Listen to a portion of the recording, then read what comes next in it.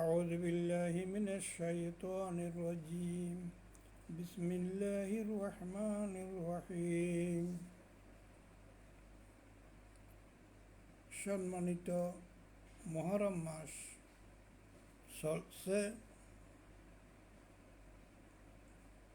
অন্যান্য মাস তো আল্লাহর মাস ঠিকই, তবে এই মাসকে শাহরুল্লাহ আল্লাহর মাস বলে আখ্যায়িত করেছেন। এই মুহররম মাস বেশি ফজিলতের মাস।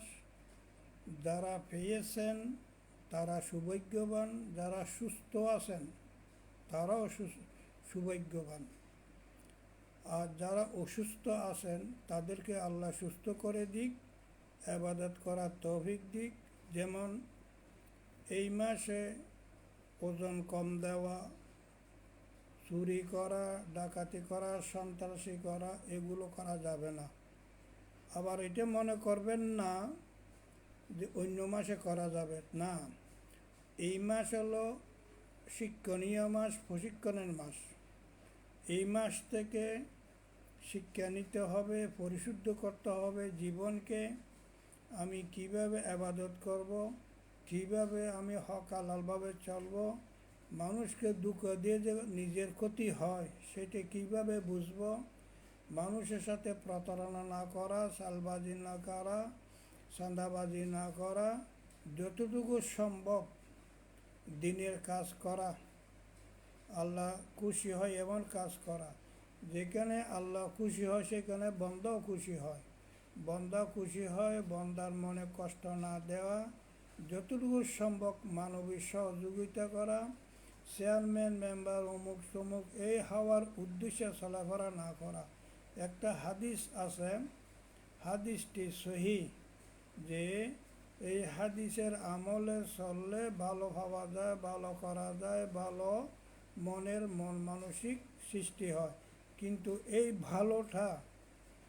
ভালোটা যেন প্রতারণামূলক, মানুষকে দুঃখ না দেওয়া, এই ভালোটা যেমন নামাজ পড়া ভালো, রোজা রাখা ভালো, রোজা রাখলাম, নামাজও পড়লাম, তাহাজ্জুদও পড়লাম, জিকিরও করলাম, কিন্তু মানুষকে দুঃখ দিলাম, তো এটা কিন্তু বড় বড় বড় গুনাহ। এর ফলে এই যে মুহররম মাসের মধ্যে অনেক অনেক অনেক ফজিলতের মাস, অনেক জিকির আজগার করার মাস। তোর মধ্যে রয়ে গেছে দুইটি রোজা। কেন? রাসূলুল্লাহ সাল্লাল্লাহু আলাইহি ওয়াসাল্লাম মদিনায় যখন আসলেন তখন ইহুদিরা দেখলো রোজা রেখেছে 10 তারিখ, 10ই মুহররম রোজা রেখেছে। তো তাদেরকে জিজ্ঞেস করার পর জানতে পারলো যে হযরত মুসা আলাইহিস সালাতু ওয়াস সালাম মুক্তি পেয়েছেন, এই আনন্দে এই ঈদটা করে, অর্থাৎ এই রোজাটা রাখে। আল্লাহ রসুল বললেন যে আল্লাহ আমাকে যদি বাঁচাইয়ে রাখেন, আগামী বছর আমি 2টি রোজা রাখব। কারণ ইহুদিদের মতো একটি রাখবো না, তো একটি যদি রাখি যায় তাহলে ইহুদিদের মতো হয়ে গেল না, এজন্য 2টা রাখবো। তো 2টা কেমন করে রাখবেন? হয় 9 মুহররম আর 10 মুহররম, অথবা 10 এবং 11 মুহররম, এই 2টা রোজা রাখা। এই যে কর্মা ফলা খাওয়া, চিনি ফাগানো, এগুলো খেলে যে হবে হারাম হবে তা না। রুটি বানানো, চিনি খাওয়া এগুলো এক ধরনের কুসংস্কার হয়ে গেছে। মানে এগুলো খাওয়ার মধ্যে যে ফজিলত আছে, এগুলো খাওয়ার মধ্যে যে সুন্নত আদায় হয়, এগুলো খাওয়ার মধ্যে যে ইবাদত আছে, এই চিন্তাটাই হলো কুসংস্কার। আপনি চিনি খান, 1000 কেজি খান, 10,000 রুটি খান, যত ইচ্ছে তত খান, কোনো হারাম না, কোনো গুনাহ হবে না। কিন্তু গুনাহ ওখানে হচ্ছে, হারাম ওখানেই হচ্ছে, নাজাইজ ওখানেই হচ্ছে যে এই চিনিগুলো, রুটিগুলো খাওয়ার মধ্যে ইবাদত নিহিত আছে। এই চিন্তাধারাটাই হলো হারাম। এই চিন্তাধারা না থাকে, খাওয়া না, কুলু ওয়াশরাবু ওয়ালা তুসরিফু, কারণ আল্লাহু লা ইউহিব্বুল মুসরিফিন।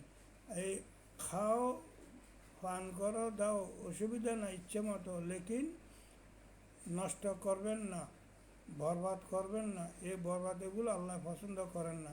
তাহলে 2টা রোজা রাখবো, আর আমরা যতটুকু সম্ভব নিজেকে পরিশুদ্ধ করব, বেশি বেশি কোরআন অর্থ সহকারে পড়ব। এখন একদিনে এক পারা পড়ে ফেলতে হবে অর্থ সহকারে এরকম না, না পারেন একটা আয়াত পড়েন, একটি আয়াত অর্থ সহকারে ব্যাখ্যা সহকারে পড়েন, একটি হাদিস পড়েন, 2-5-10 পৃষ্ঠা 20 পৃষ্ঠা ইসলামী সাহিত্য পড়েন। জীবন তো অনেক সময় দিচ্ছে, কন্ট্রাক্টরের সময় দিচ্ছি, ব্যবসা বাণিজ্যের সময় দিচ্ছি, বিভিন্ন কাজে সময় দিচ্ছি। এই সময় দেওয়ার মধ্যে যে গুণ আছে তা না, কিন্তু ওগুলো করতে গিয়ে যদি দিনের কাজ ব্যাহত হয়, আকিমুদ্দিন দিন প্রতিষ্ঠার কাজ যদি ব্যাহত হয়, তাহলে এগুলো গুনার কাজ হয়ে যায়। সময় আল্লাহ আপনাকে যতটুকু দিয়েছে, আল্লাহ বলে না যে 24 ঘন্টায় দিনের কাজ করেন, বলে নাই। ওখান থেকে 1 ঘন্টা বেছে নেন, 2 ঘন্টা বেছে নেন, রুগী দেখবেন, জানা যায় শরীক হবেন, অসুস্থ মানুষের দেখতে যাবেন, সামাজিক কাজ করবেন। এইগুলো হলো যে এই ভালো কাজের অন্তর্ভুক্ত অংশ। তো আপনি বাজারে যাচ্ছেন, পথে একজন অসুস্থ মানুষের খোঁজ খবর শুনেছেন, তো ওই ঘরে গিয়ে একটু করে, বেশি তো আসা যাওয়া, বেশির থেকে বেশি হলে আধা ঘন্টার সময়টা আপনার পুরো দিনের ফজিলতের পাহাড় হয়ে যাবে। আপনি বাজারে গিয়েছেন, আপনার কাছে 1000 টাকা আছে, আরেকজন বেচারা বাজার করতে পারছে না 100 টাকার জন্য, ওই 100 টাকা দেন, দিতে না বলে 50 টাকা দেন, অন্ততপক্ষে তাকে সাহায্য করুন। তারপর হয়তো বয়স্ক মানুষ 2-4-5 কেজি কিছু মাল চাউল কিনছে, বা এই কিনছে সে কিনছে, উঠাতে পারছেন না। আপনি জোয়ান মানুষ, যুবক মানুষ, আপনি উঠাইয়ে নেন।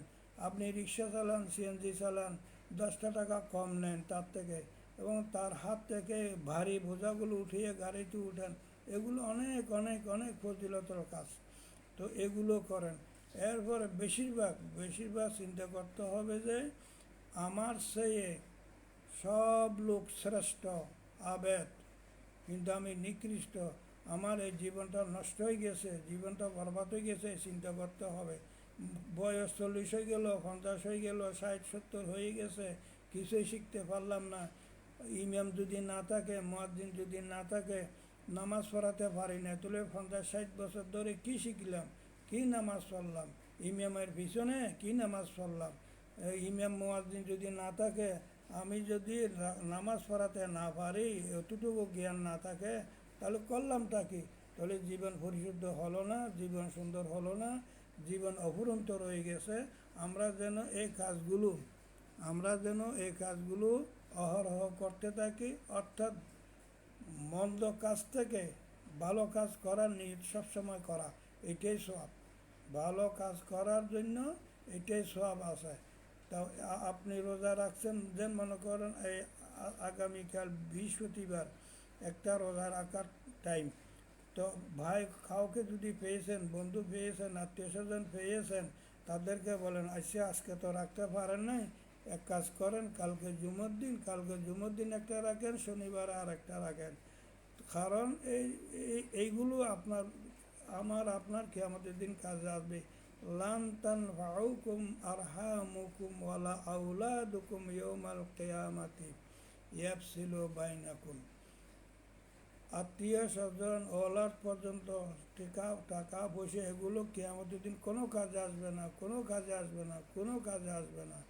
অন্য একটা সূরাতে আছে, ইয়া আইয়ুহাল্লাযীনা আমানু লা তাত্তাখিযু আদুওয়ি ওয়া আদুওয়াকুম।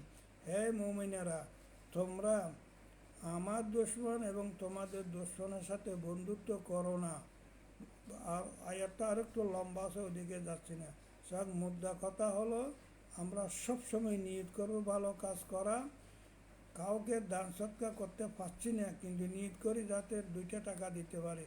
আমার কাছে তো আলহামদুলিল্লাহ 1000 টাকা এখন আছে, অন্যজনের কাছে তো 100 টাকাও নাই। তাহলে সেইখানে আমরা বলবো যে আলহামদুলিল্লাহ, এই 1000 টাকা থেকে 100 টাকা ওকে দিয়ে দিলেন। ও যে ওকে দিয়ে দিলেন, আখিরাতের ব্যাংকে জমা হয়ে গেল। আপনি 1000 টাকার বাজার করে ঘরে আনলেন, এগুলো খরচ হয়ে গেছে। একটা হাদিস ওই রকম আছে। যাক, কত হচ্ছে যে এই মাসে আমরা যতটুকু পারি ভালো কাজ করব, আবাদত জানার মতো জানবো, না জানলে যারা জানে তাদের থেকে শিখে নেব। মনের মধ্যে অহংকার আনবো না, হিংসা আনবো না, প্রতিহিংসা দূর করে দেব। প্রতিবেশীর হক আদায় করার চেষ্টা করব, যতটুকু সম্ভব প্রতিবেশীর হক আদায় করার চেষ্টা করব, বন্ধু বান্ধবের হক আদায় করার চেষ্টা করব, আত্মীয়তার বন্ধন ছিন্ন করব না। আল্লাহ আমাদেরকে বোঝার তৌফিক দিক। ওয়া মা তৌফিক ইল্লা বিল্লাহ। আসসালামু আলাইকুম ওয়া রাহমাতুল্লাহ।